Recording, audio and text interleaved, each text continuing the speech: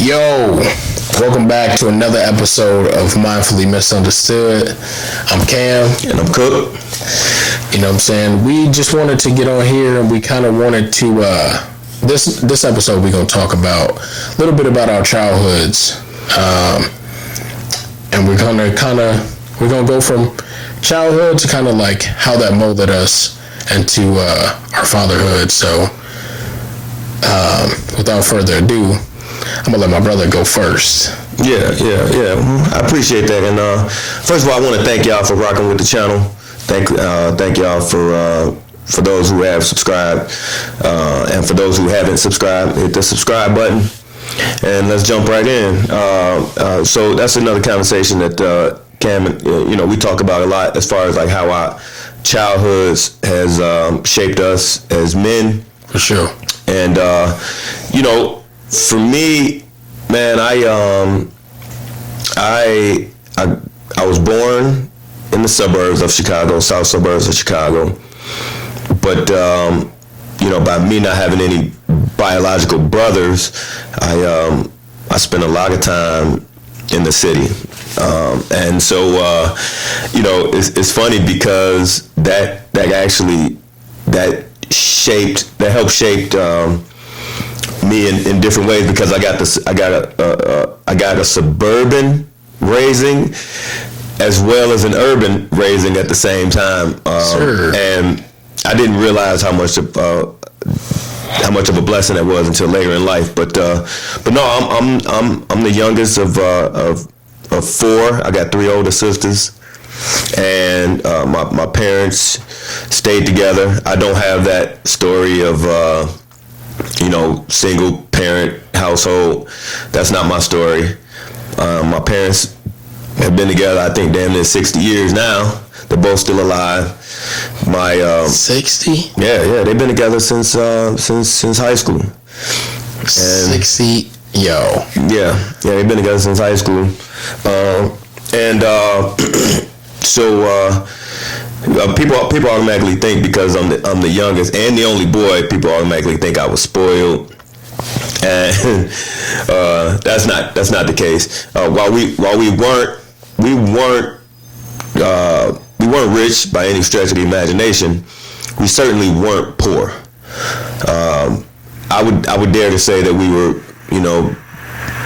probably lower middle, maybe. Lower middle class, and I think a large part of that had to do with the fact that my father was a saver, so he probably could have splurged a little bit more and had us in a better situation. But I'm glad he didn't, because a lot of what I learned about money I learned from him. So, but no, and by me having three older sisters, they were my first friends. My youngest sister taught me how to ride a bike. They all used to make me turn double dutch for them. They would never let me jump though, which is probably cool. You know what I'm saying? It looked a little tricky, but they used to make me turn double dutch for them. And you know what, man? I would like to say, I would like to think that I had a really nice childhood. We didn't have the money to, or at least I didn't think we had the money to for me to get all the latest gadgets and that. I did have a Nintendo, but I only had that Nintendo. I only had it for so long, man, until it just started collecting dust. I like to be outside. I love being outside. I love riding my bike. I love flipping. Whereas, for people who don't know what flipping is, I'm not talking about dope. I'm talking about what they call acrobats or whatever. That's mainly what my friends and I did. Can you still do a backflip? Yes, sir. Today? 44 years old, I can still do a backflip. I be taking people money, man. I take people money because people bet me. I remember, when I was working, one of the young cats, he bet me everything in his wallet. I couldn't do a backflip. I'm like, bruh, I would. Yeah. So I did it. Wow. I did it, and he had like a couple $100 in his pocket, but I ain't take his money, man. You should have took that shit. I should have. But no, and that's what we like to do, man. We like to get out there and flip, man. We flipping all day long. ride our bikes. And I had a really nice suburban, childhood, man. We had a guy in the neighborhood. His name was Mr. Dodd, and Mr. Dodd, he had a yard full of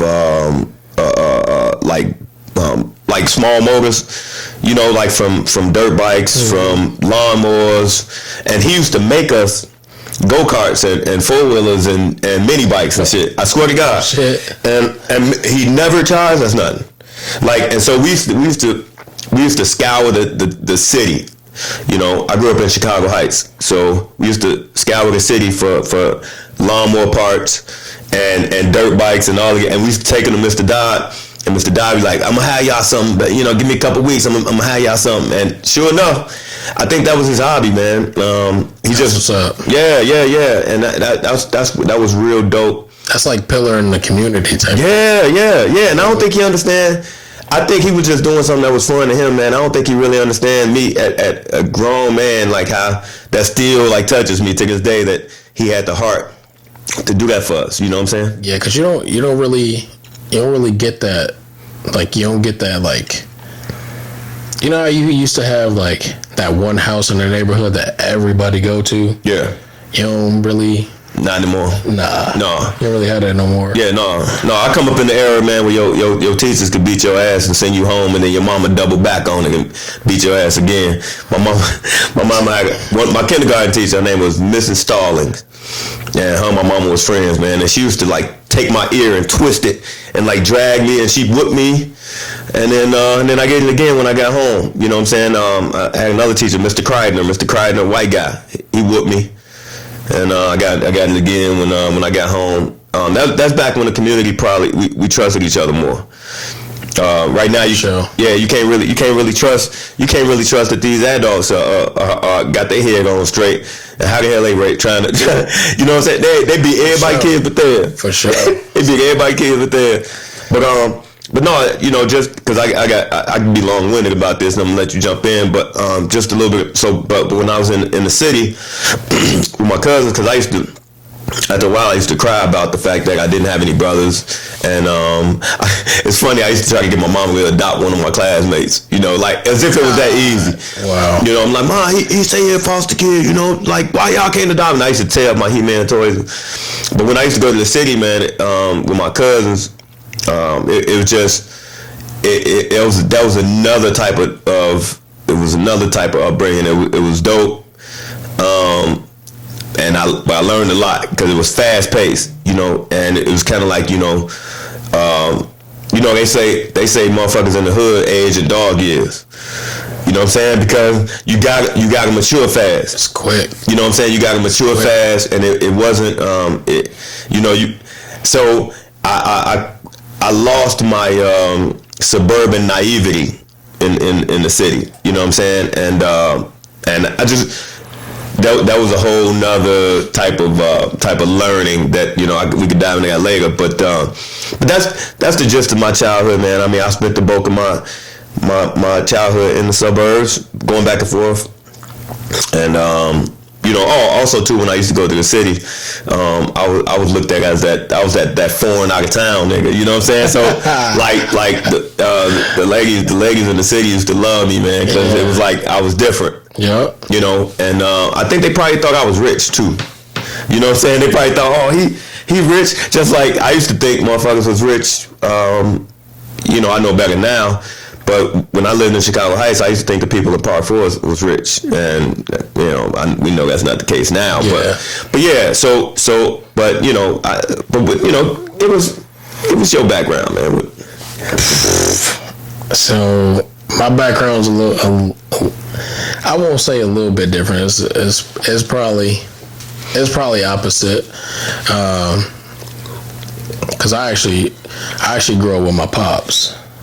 But I'd probably say realistically, I grew up.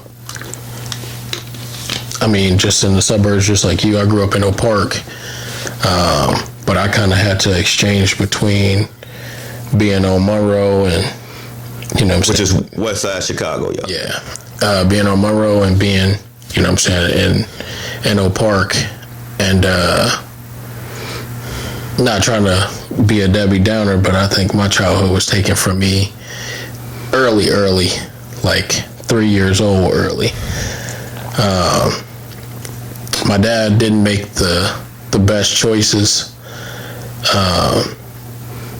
and it kind of landed me in a situation where I kind of had to choose, you know what I'm saying, who I wanted to live with or be with 100% of the time, and I chose my pops for the most part. And majority of that was because my pops was the more lenient one, if you will. He pretty much let me do whatever the fuck I wanted to do. Mm-hmm. Versus my mom, I knew I would have had to have some type of structure. My dad was kind of just like a let's go with the flow type of deal. But yeah, I kind of lost my childhood at 3, like I said.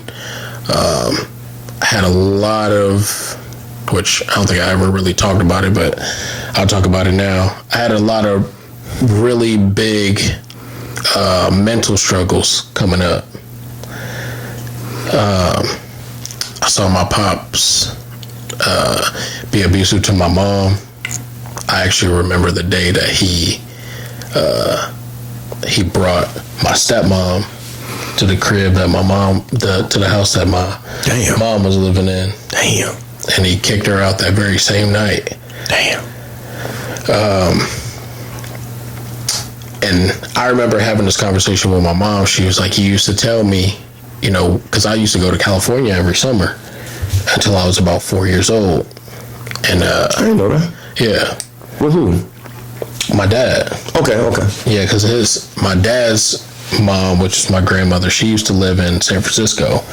So I would go to San Francisco like every summer and they would switch off. So she would come down here one year and she'd watch me for the summer and I'd go down there for the summer. Mm-hmm. Obviously, I don't remember too much because I was a baby, but I do remember parts of my dad getting married out there and then coming back to Chicago to tell my mom, like, yo, I got somebody coming here, like, you got to get out. Damn. And from that, I want to say I experienced my first, like, physical abuse, like, altercation, not towards me, but, like, towards my dad, where, like, I would see him put his hands on, you know, his then wife, which is my stepmom. You know, it would kind of go back and forth because, you know, my dad was a heavy drinker. Like, drove better drunk than he did sober. Mm-hmm. Like, that's how much of a functioning alcoholic he was.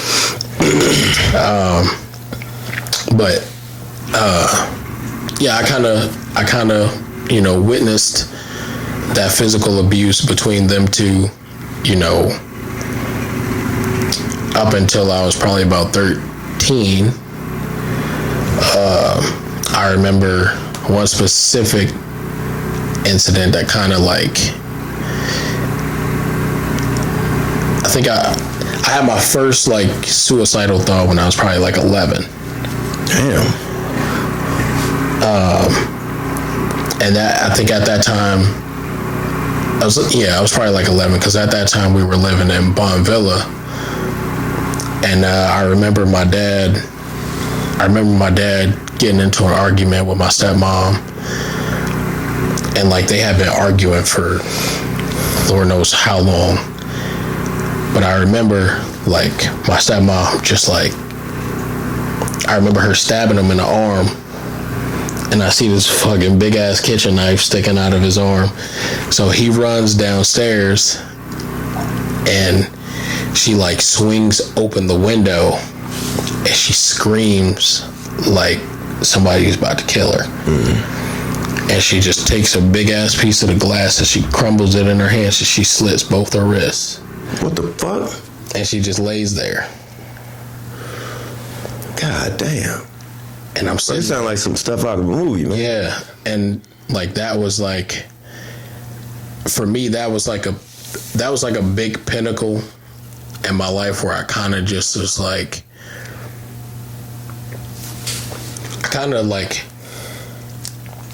I was so scared in the moment that I didn't like, I kind of just like froze, and I literally was just like she was just like, I could see the defeat in her face where she was just like done with the situation. Mm-hmm.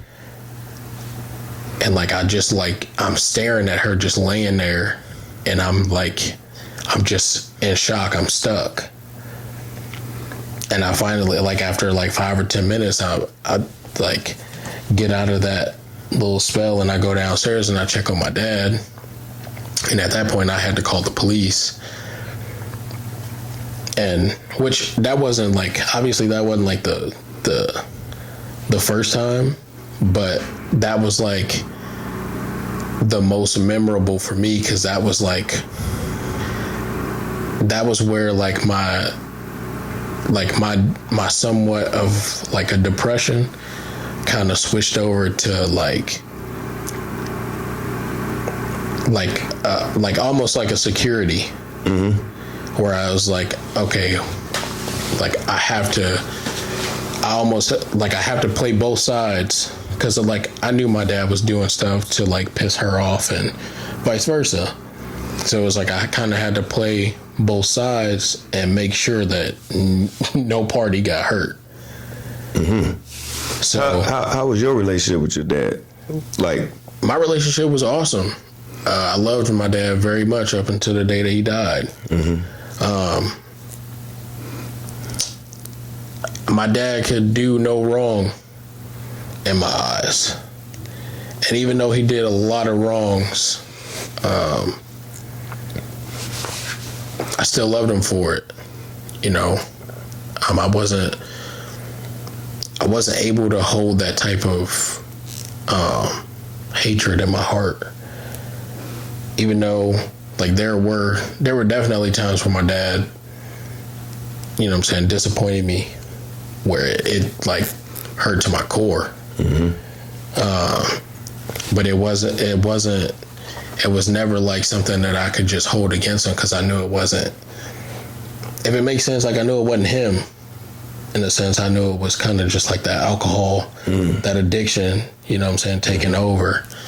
So,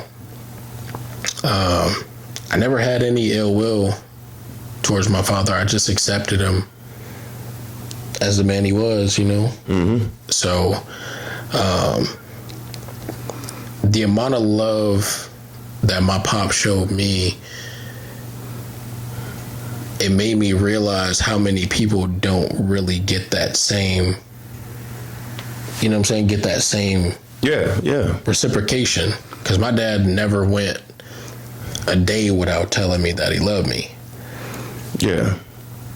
And I remember him being very involved. Yeah. With you. Yeah, he was at every game, you know what I'm saying? At every practice, at every shit. He would wake me up at 3:00 in the morning and tell me to go to the YMCA, because he used to work, you know what I'm saying? We lived right behind the YMCA in Oak Park. And he would go there in the morning. And he'd be like, yo, you got to get up and get some shots in. Mm-hmm. So, yeah, you used to know the ball real good. I don't know if you still got it. We not even. We not even gonna go there. But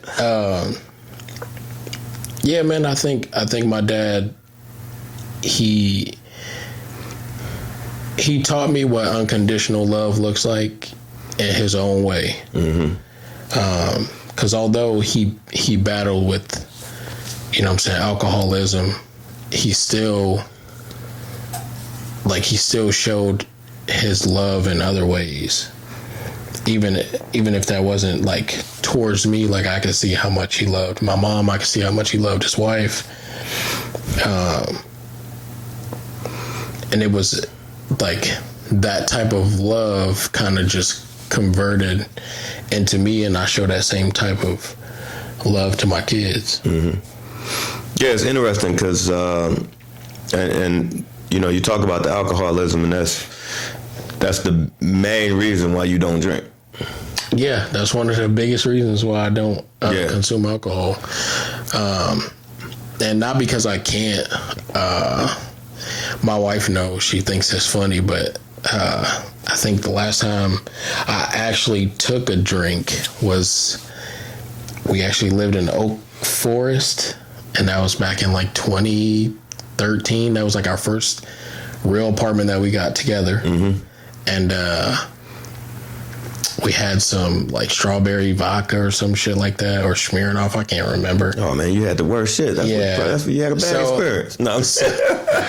So I remember drinking that, and I got a full body rash. Like as soon as it went down the throat, it was like I had a full body rash for a whole week and a half, and I was like, yeah, this is probably why I just don't drink at all. So yeah. You know, it's funny because my parents never smoked or drank. Never, you know, and dude, I picked up drinking early. That's crazy. I know, because, you know, a lot of times parents don't really understand what other influences are that they have an impact on their kids. You know what I'm saying? And so for me, I ain't gonna lie, it was my friends. You know, and I think I spoke about this before as far as like why I even started drinking in the first place. And because I was a little scrawny nigga, and and I wanted to be big like my guy Bam. Mm-hmm. And Bam and his brothers drank, and bro, we started drinking sixth grade, man. Sixth grade, bro. Sixth grade drinking St. Ides and damn Seagrams, and so ain't no way, boy. I know, right? I look at my kids now, even like at 18, I couldn't imagine. Well, my youngest is 20 now, but I couldn't imagine my 12-year-old kid drinking. But you know, that's crazy. Like, bruh, you know, it's amazing that I getting turned out fucked up. Like that, my life isn't just like in shambles. I don't believe I have an alcohol problem. Although my insurance agent told me one time, because he was filling out some paperwork, and he was like, "Do you drink?" And I'm like, why? You know, because they want to know if you're alcoholic, right? And he said the best thing to put is no, because to somebody who don't drink, any amount of alcohol is too much, right? So then they start questioning whether you're an alcoholic or not. So we just put no on the paperwork. But that being said, my friends had an influence on me in that way, and even shit like when I went in the city, it was even that much worse, you know. Whereas, you know, I told you, people in the city, they age in dog years, bro. So like these people my same age, but it was like grown men. They were like grown, you know. People was literally taking care of the house already at 13. You know what I'm saying? Taking care of the crib. And so, but I had that negative influence. But I tell you what though, that caused me to pay more attention to my kids, right? Because I knew what I got away with. And that shaped me as a parent to whereas, you know, I would literally like, lay next to my kids. You know, I want to let them know I can smell your breath anytime. Yeah, I smell. You know what I mean? Yeah. You know, I can look into your eyes. I'm gonna play around with you to see. You know, hey, are you stumbling? You staggering or anything? You know what I'm saying? Here's the thing, because my parents were old school. To the point where, you know, my mother worked, but not really. She was like the mother on Everybody Hates Chris. I don't have to work. My man got 8 jobs, you know. And then my mother, she would quit. She would quit if she couldn't find a parking spot. Man, I shit you not. And she'd be like, man, I guess they don't need me today. And so, but my father was he was the hustler, man. He was out. He was working hella overtime at the phone company, and then he also had a lot of side hustles where he do electrical work, he do heating, refrigeration. You know, my mans knew I could get bread. And so he'd be gone a lot. So here's the thing. The point is, they had a great partnership in that regard, whereas my father did the providing, my mother did the nurturing. Yeah. But what happened was, we be wearing my mama ass out, man. My mama be passed fuck out. So, so when mom go to sleep, or she ain't looking. Yeah. You know what they say, when the cat's away, the mice come out to play. You know what I'm saying? I went to play and got away with a lot of stuff. So because we were essentially unattended a lot. Now I'm not. They you know what I mean? They did good, but we want my mama ass out, bro. I don't know. I mean, I started early.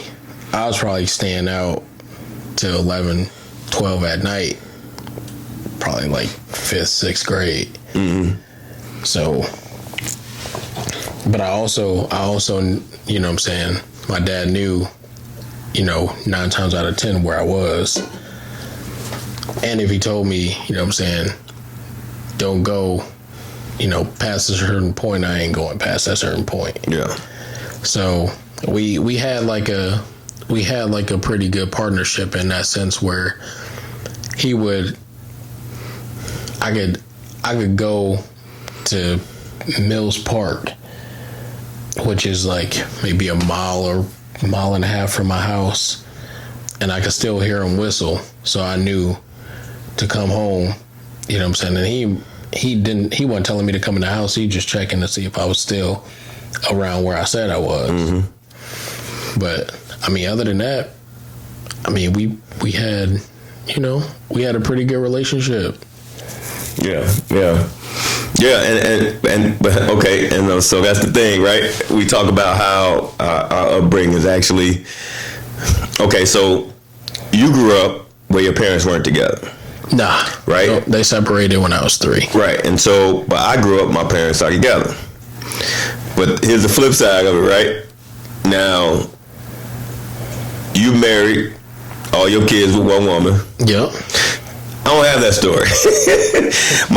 my situation is slightly convoluted, if you will. And I don't even know what to attribute that to other than out here being sexually irresponsible as a youngin'. I was sexually irresponsible too. It didn't catch up with you though. I was definitely. I knew I wanted kids, but I did not think that I would have kids as early as I did. Oh yeah. We got similar stories in that. You know what I'm saying? Yeah. Because I knew I wanted them, but not at 17. Yeah.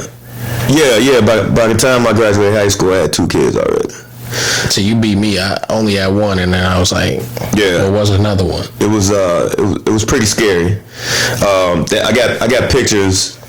I got pictures of me like holding my babies, and I'm smiling, and that shit fake as hell. That smile fake to the motherfucker, man. And it's not that I wasn't happy.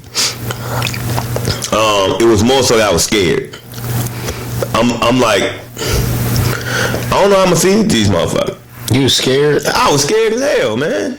Oh, I was scared, bro. Listen, I didn't even know. I wasn't even able to take care of myself at this point. You gotta understand, right? I wasn't able to take care of myself. So how the hell I'm gonna take care of somebody else? I feel that. You know what I mean? And it was scary, bro. So like I'm like this in the picture, but like in the inside I'm like, damn. What is gonna do? I'm like, what is gonna do, man? And here's the thing.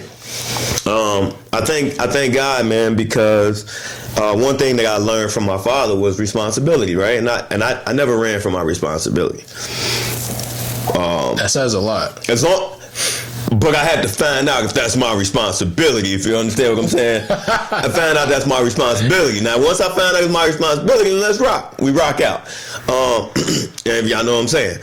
But, and so, I just took it day by day, bro. Like, I just made an effort to be the best father I could be that day.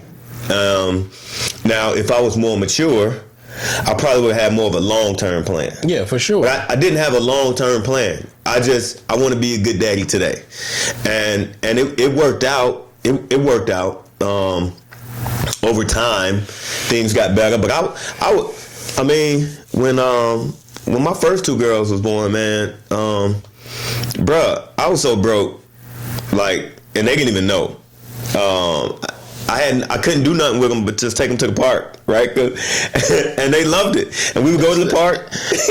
You could buy. Here's the thing, and to touch on, you know what I'm saying, how you said you were scared. I didn't get that feeling. You were probably more prepared. I was so ready. Like, I remember me and Vanessa having a conversation on my porch, and she was just bawling, and I'm like, "What you crying for?" She's like, and she just told me, she was like, "I'm pregnant," and I looked at her and I was like, "That's all?" Bruh. You feel me? Like, and maybe it's because I grew up around, you know what I'm saying, all my nieces and nephews. You come from a big ass family. And wait, hold on. Let me ask you a question real quick. Is your father's side of the family big? Yeah, my father. No, your mama's side. Your mama's side. Bruh. I don't know. So I kind of just was like, you know, in that moment, I was like, yo, I'm like, I mean, obviously, like, I left it up to her and what she wanted to do, but we ain't got no choice in that shit, no way. What right? What about you left it up to her, nigga? You ain't got no choice. You know what I'm saying? Like, I wouldn't. You saying you in your mind? In my mind, like, if she told me, like, yo, I don't want this, I wouldn't have been like. You wouldn't have been mad. I wouldn't have been like, no, you gotta. Yeah. It wouldn't have been none of that shit. But, like, I told her, like, as a man, like, I was comfortable enough to be like, yo, I wasn't necessarily scared, but I can be honest and say, like, fuck no, I didn't want no kids. Not at that specific moment. Okay. But I was like, yo, I need you to know, like, that I am here 110%. Like, I'm so ready. Like, if that baby was sitting in my arms right now, he would get the best love that anything. Yeah. You know what I'm saying? But I was never eager to stray away from that responsibility. Yeah, it wasn't in you. Nah. And it wasn't in me. It wasn't in me either, man. I mean, like, no matter how hard times got, I just got to eat them hard times. Shit, just eat them. I remember telling my dad, I was like, Dad, Vanessa just said that she pregnant. And I remember him looking at me dead in my face. He like, so you mean to tell me I'm gonna have a grandbaby? I was like, yeah. And then nigga pulled me in so fast and gave me a hug. And I remember telling my mom, and that shit was the total opposite. She was like, what the fuck? Hey man, your mama wired. She was like, why would you be out here trying to have babies since? She is funny as hell too, bro. She funny. Every time I was having a kid, she would just grill me. And I can just grill me. I can imagine. So that, I remember I hid, not Kylie's, but I want to say I hid Gavin until like a week. Until like a week after he was born. Mm-hmm. And then I randomly posted him on Facebook. So that whole year I didn't go to Chicago. I ain't do nothing. And then you just see a third baby out of nowhere. So how many of your kids did your pops get to meet? He only got to meet 3. Okay. So he got for the people, how many you got? I got 5. I got 5 on. God damn. He got his own basketball team, man. You can run a full court. Hey, but I'll be the substitute. Yeah. Now, Now, with my situation, man, as convoluted as it was, and as hood as it is, very, very ghetto situation. I think you handle it very well, bruh. I'm getting emotional just thinking about how dope it went down. I feel like a lot of niggas don't know how to, you know what I'm saying, finesse that situation. But I think you got it down to a T. Hey man, let me tell you something, man. It brings joy to my heart knowing that. Yeah, I mean, it's kind of embarrassing, but whatever. I got 3 kids by 3 different women, but all my kids know each other. Like, I've always had my kids together. And even, and now let's speak on the fact that I got 3 biological kids, but I also got 2 stepkids that they mine. Shit, they grown as hell right now, but they mine. I raised them from the time they was babies, and you know, and all my kids are grown. My youngest is 20. So they're actually 28, 27, 26, 25, and 20. 28, 20. Yeah. And you know what? They still, I won't say they're you know, it's not like they hanging out every weekend or whatever, you know, because they all got their own lives. Right. But when I tell you, we all get together, it's love. We know each other. We stay in some form of contact. Yeah. And the fact that they respect me after all these years speaks volumes. Hey man, that shit, it was not easy. It was not easy keeping all us together, bro. I'm saying, like, for me, just driving around, me rounding my kids up, that was a couple hours right there, just one way, rounding them up. I knew that from personal experience, and I was only there for 2 years. Yeah. Just rounding them up. My daughter's mothers never had to bring my kids to me. They probably did sometimes, but they never had to. I did the driving. I make no excuses. If I want to spend time with them, I put the onus was on me. And man, you know, at one point, bro, I was paying $3,900 a month in child support. Damn. Yeah. I was paying $3,900 a month, and I see guys out here bitching because they got to spend they pay $200-$300 a month. Now you bring them to me, I pay you. You bring. I'm like, what? I don't even want to. I don't even want to think about what I would have to pay for child support. Yeah. But you know what? 39. I wasn't tripping, man. At the end of the day, hey, that's my whole check. If that's what if that's what the law say you're supposed to get, you got it fair. I ain't tripping. And you know, me spending time with them is a separate issue. Like, thank God I'm not a lover of money. Don't get me wrong. I appreciate money. I appreciate what it does, but I don't love money to the point where I'm gonna let it damage a relationship, right? Yeah. And that's what a lot of these niggas doing out here. They saying, I pay child support, I shouldn't have to spend time. I mean, subconsciously is what they saying. It's bro, money ain't never raised no kid. You know what I'm saying? You can't lock no shorty in no room and with a bag of money and then come back and that child is like a well-rounded kid because you come on, man. And that's another reason why I post some of the stuff that I post on social media, because I'm trying to shame some of these niggas out here who making babies and ain't spending time with them. It's like, but then when they come back later when that kid grown and try to have a conversation with them and say they sorry. No, man. Who cares about if your feelings are hurt right now? I mean, it wasn't always easy for me. I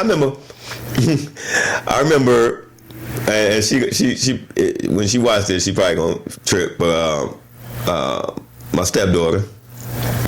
Should I say her name? I don't want to say her name, but I ain't gonna put it on her. But no, I remember on 2 occasions, I heard her say, I don't care, he ain't my daddy. Oh damn. And that hurt me. You know, I never told her I heard her until she was grown. And I said, you know, I heard you say that, man. And that hurt. It hurt at the time, but I was like, you know what?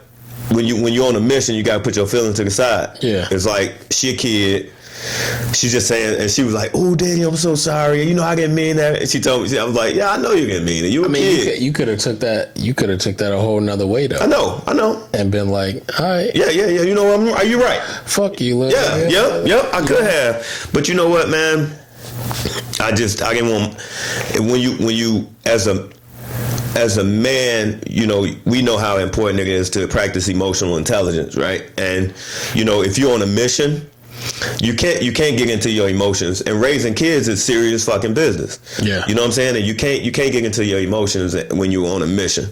And I took the job seriously, and so, you know, and also too, I aimed not. And my father was a good father, man, because he did a hell of a job. But my goal was to be better than my father. You know what I'm saying? My goal was to be better than him, and so I think I accomplished that, man. You know, by the way my kids respect me, you know, yeah, you know. So shame on them guys, man, who can't even look they grown kids in their eyes because they ashamed. They're ashamed because you wasn't there, man. Shame on them, you know. So I'm saying for y'all out there who watching it right now, I mean, man, fuck how you feel.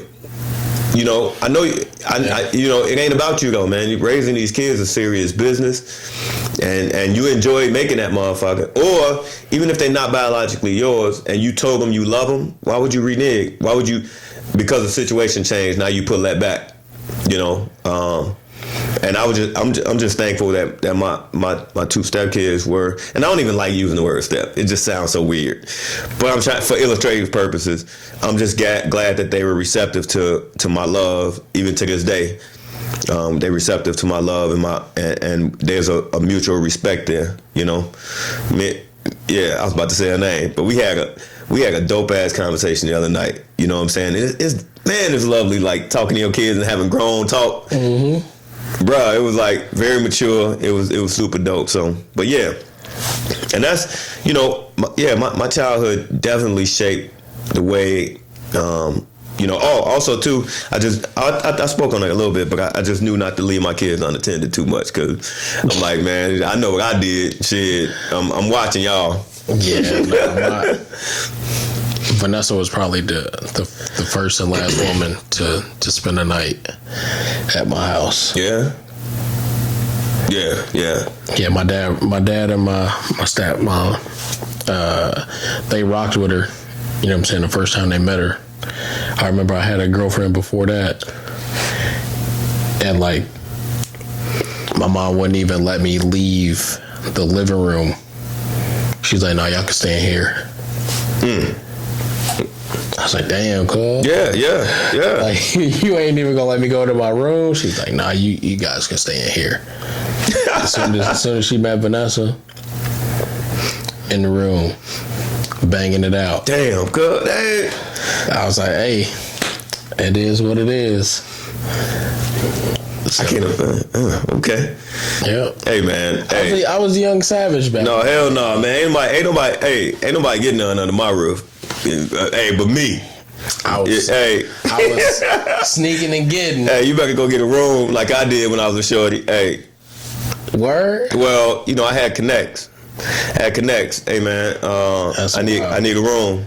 I was underage at the time, but you know, go give me a room, give me the key. You know what I'm saying? So I'll pay for it, man. Hey, I did a little something in my parents' house, but it wasn't no regular. You know what I'm saying?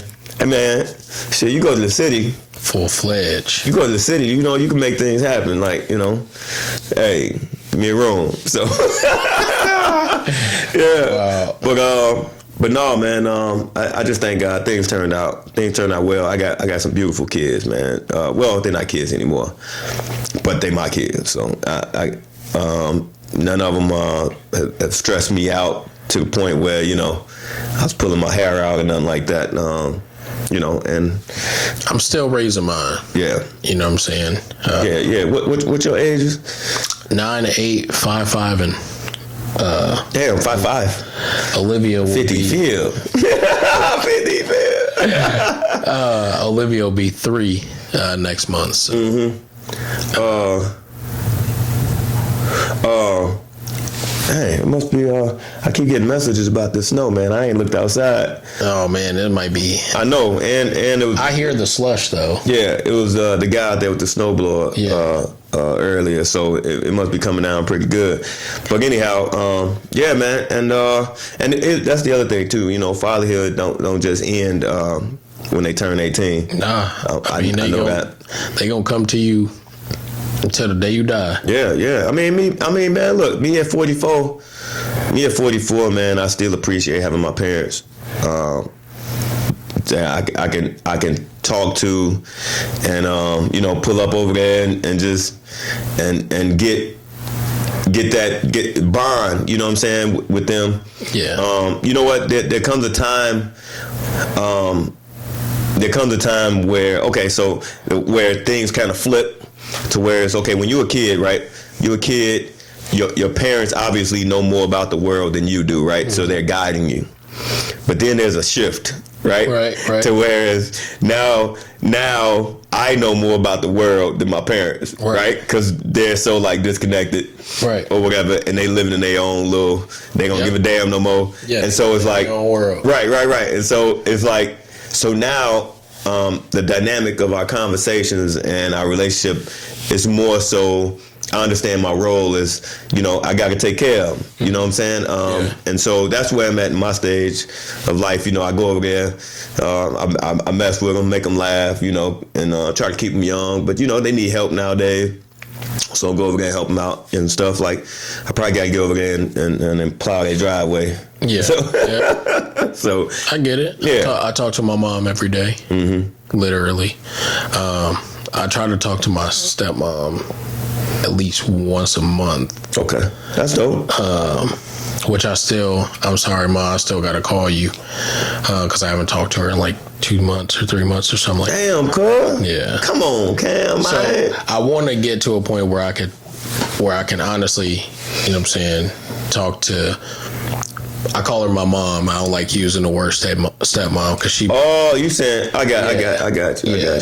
I call my stepmom my mom.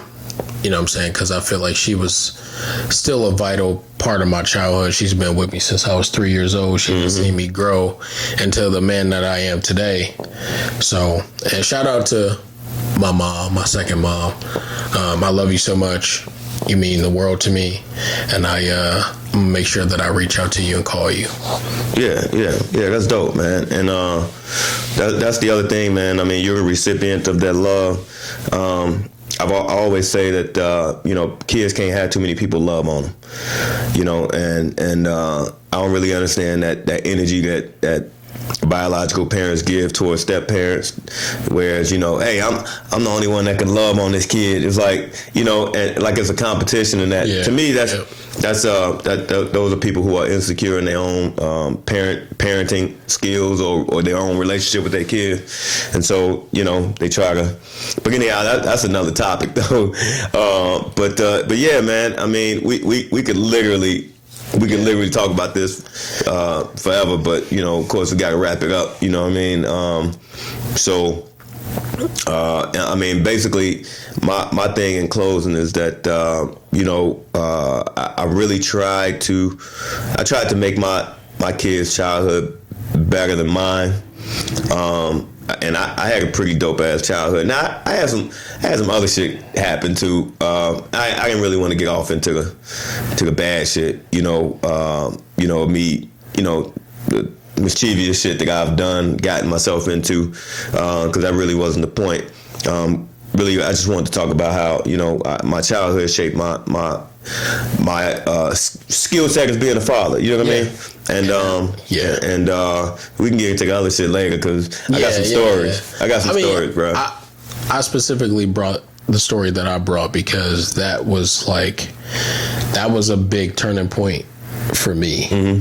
You know what I'm saying? That kind of shaped and molded my mind in a way where I went into, like, I don't want to say like not being a kid anymore, but that's kind of like what it was. You know what I'm saying? I kind of knew how serious the situation was and how it was getting. Because, like, I never told my mom about the shit. Like, I never told my mom about anything that was going on at my pop's house. So, that specific incident was one of the things that kind of brought me out of my depression as a kid. Now, what incident you talking about? The stabbing? Yeah. Okay. Yep. Because I mean, obviously, like, I got a lot of brothers and sisters, right? But everybody is 15 to 17 years older than me. Mm-hmm. So I essentially grew up as the only child. Yeah. So the only thing that I really had as a kid was video games. I had an imaginary friend till I was like 7.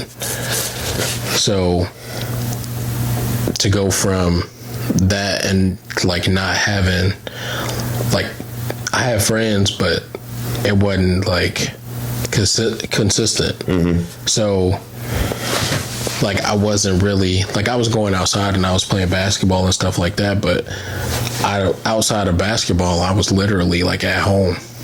I was like, if I wasn't in the gym, I was literally like just at home, you know what I'm saying, just playing a game for hours. So that was just I think that was one of the biggest things that kind of brought me out and kind of just made me look at life a little bit differently. Mm-hmm. from an adult's point of view. Yeah. I mean, hey, man, I gotta say, man, also, you're a hell of a father. Appreciate it. And you know, I commend you, man, because I know them kids be driving your ass crazy sometimes. And while we got cowards out here who would have walked away from that situation, you know, because it got too rough, man. I say, hey, kudos, brother. I'm saying, as a father, you're going to hear that a lot. You're going to hear, thank you, you're doing a hell of a job.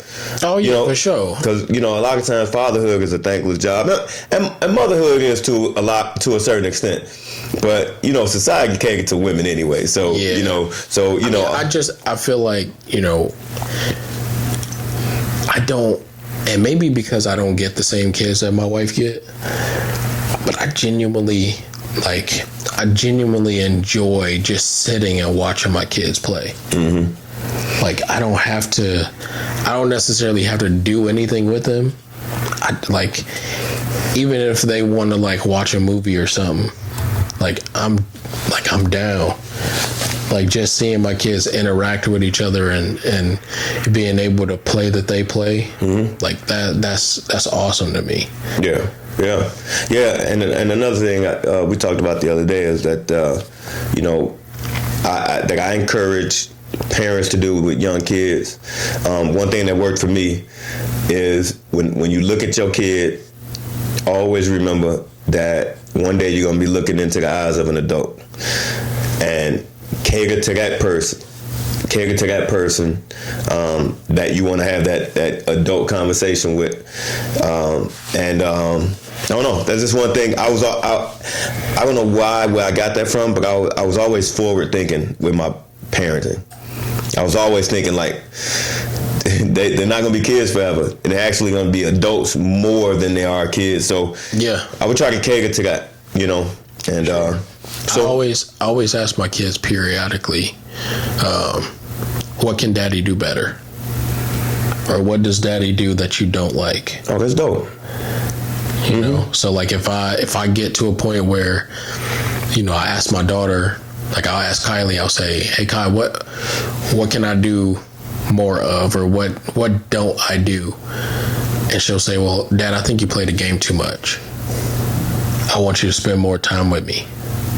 So I'll take that. That really happened? Yeah. That was pretty mature of her. Yeah. She straight up told her and Aiden straight up told me, like, we want you to spend like more time with us. I think that you're playing the game too much. Now, although I still play the game with my boys, right? But I thought that it was dope that they were able to let down a guard like that and be able to tell me exactly what I could do better as their dad. No, that's dope, man. That also speaks to the fact that you have an open door policy, and they feel comfortable walking through that door. Yeah, and man, that's gonna be the foundation for a great relationship. Even when y'all both, or everybody's adults and y'all sitting around the table, and they know, I could tell dad this, I could tell dad that. I mean, one big policy that I have is just you'll get in less trouble if you tell the truth. You know what I'm saying? Even if it may hurt my feelings or hurt mommy's feelings, I'd rather you tell the truth than to sit there and tell me a lie. Yeah. Because I tell my wife all the time, like, do you want me to lie to you, or you want me to tell you the truth? Now, I understand that there's women want to lie. They want the lie. I understand that. You know what I'm saying? You want me to stretch the truth a little bit, I will. But if you want me to be completely honest with you, I can do that. Yeah. You know what I'm saying? So, I mean, that's up to them. Yeah, I got something for that. You can't handle the truth. I want the truth. You can't handle the truth. You wildin'. Yeah, but anyhow, man, we need to get up out of here, brother. I'm gonna have to shovel some snow, I'm sure. Well, snow blow. I'm almost scared to look outside, man. Yeah, me too, yo. I need to move south, man. This some bullshit. I swear. Hey, soon as I get my affairs on autopilot, I'm going south, baby. Hey, well, that's gonna conclude, you know what I'm saying, the 5th episode of Mindfully Misunderstood. Make sure you guys like, subscribe, and comment, share. Make sure to, and I forgot to say this in the last video, make sure you hit that bell notification so you guys know when we drop these videos. I'm going to start trying to drop these every Monday, but be patient with us, man, because we still learning how to edit these videos. Yeah. Anything you want to say? No, and to piggyback off of that, we ironed out the kinks. This ain't one of them shows that's gonna go away. We're gonna get better. We're gonna continue to drop content, and this is a learning process. You know what I'm saying? Just like anything else that you start new, there will be kinks. So, but my man getting cold. He getting dope as hell with this editing shit. Hey, man, he getting dope. But yeah, I mean, like you said, subscribe, and that'll conclude this 5th episode. Hey man, I'm having fun, brother. Me too. Yeah. So we're gonna sign off from here, and y'all be blessed out there. Mindfully Misunderstood. For sure. Peace.